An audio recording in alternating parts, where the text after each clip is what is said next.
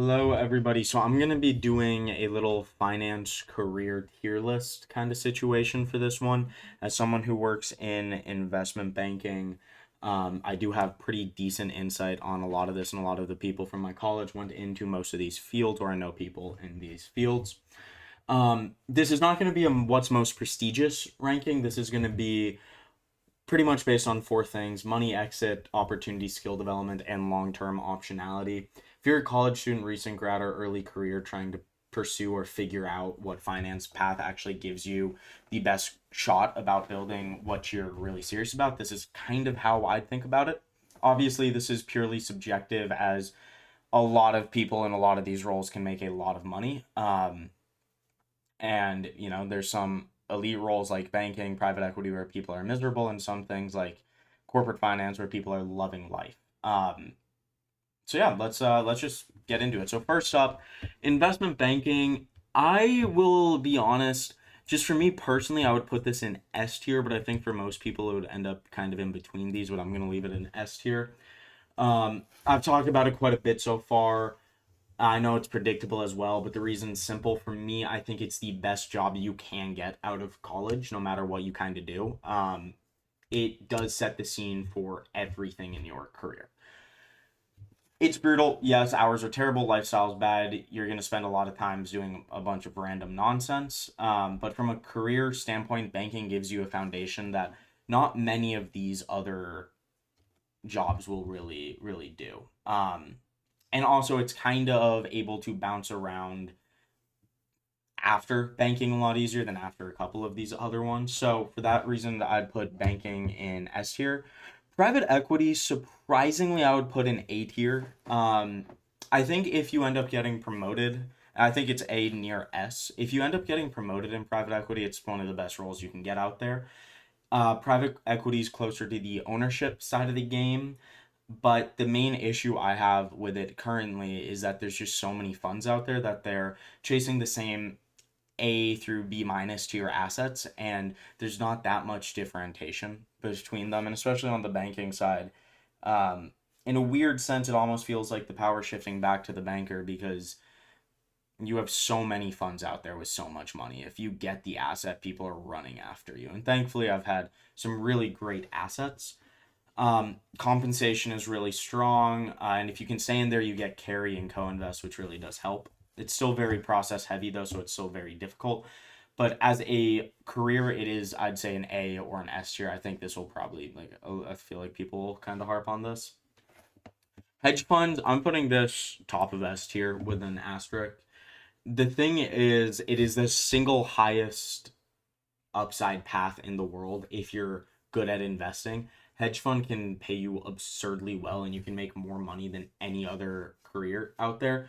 But the key is if you perform. Hedge funds are very competitive and very like just very you eat what you kill kind of deal, and it's very brutal. In banking or PE, if you're competent, responsive, and don't mess things up too badly, you're gonna be fine. In hedge funds, if your ideas are bad or you don't generate results this quarter, you're fired. So it's a very how much stress do you want in your life? Next up, let's go to consulting. I'm gonna put this B tier. I think consulting's kind of getting commoditized by a lot of AI, and I mean, even just what we're doing nowadays with career or whatever, it's like you can put this together through AI in a spreadsheet and run through this all in 5 to 10 minutes on ChatGPT right now, and that's not even talking about how much it is disrupting the corporates, but we aren't getting into AI. I think consulting can be a great career and a great training ground. It's still one of the best early jobs because you see so much. And the brands such as McKinsey, Boston, Bain can be extremely valuable.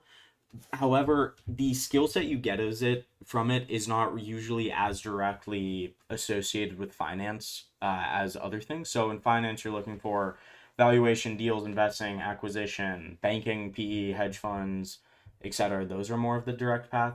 Consulting gives you a broad business exposure, but it's more strategy, startups, business school paths than pure finance ones.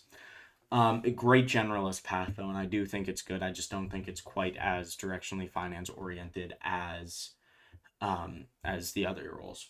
Next one is trading. To be honest, I'm not super into this. I'd still give it an A. It's an incredible career if you're wired for it. It's fast paced. The markets are very fun from what I've heard, and it can pay extremely well. And there's a very direct feedback loop. Either you make money or you don't, which is, very healthy. Um, Trading has changed a lot through technology, automation, quant strategies, et cetera, and market structures have shifted the industry. So it's not the same old school trading environment you read about. If you're analytical, competitive, disciplined, and interested in markets, it's absolutely a fantastic career. Next, sales. This is an interesting one. It's either a D or it's an S tier. I think I'd be safe putting at B for most things. Sales, if you're talking, depends on the kind of sales, obviously, but the thing is, with all of these jobs, you eventually need to understand how to sell, and that's kind of the most difficult part of any job. So eventually, in all of these, you just kind of learn how to sell, which is, it's more of a byproduct of the work that you do and not really a direct role. I think sales is still very underrated in business because if you can bring in revenue, you're valuable. It doesn't sound as technical, but I think it's B. I'd arguably even put it A tier, and I think I probably will.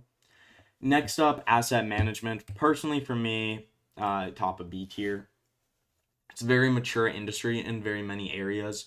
Fees have been compressed. Passive investing has changed the business entirely. There's still great seats and it's a great career, but it's not really the upside that people imagine anymore when talking about asset management.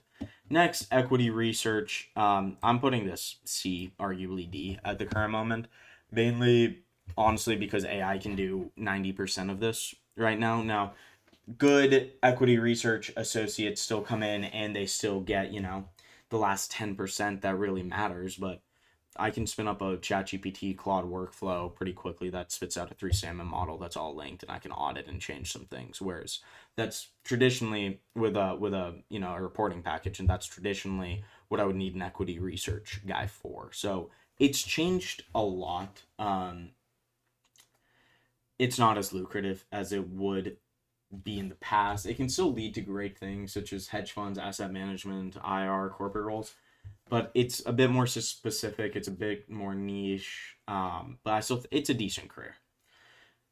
Fixed income research. I'm gonna throw this at C as well. Um, Credit's very powerful, but I think arguably if you go into the right investment banking seat, you understand this more, especially if you're in like restructuring, capital advisory, capital raising, whatever.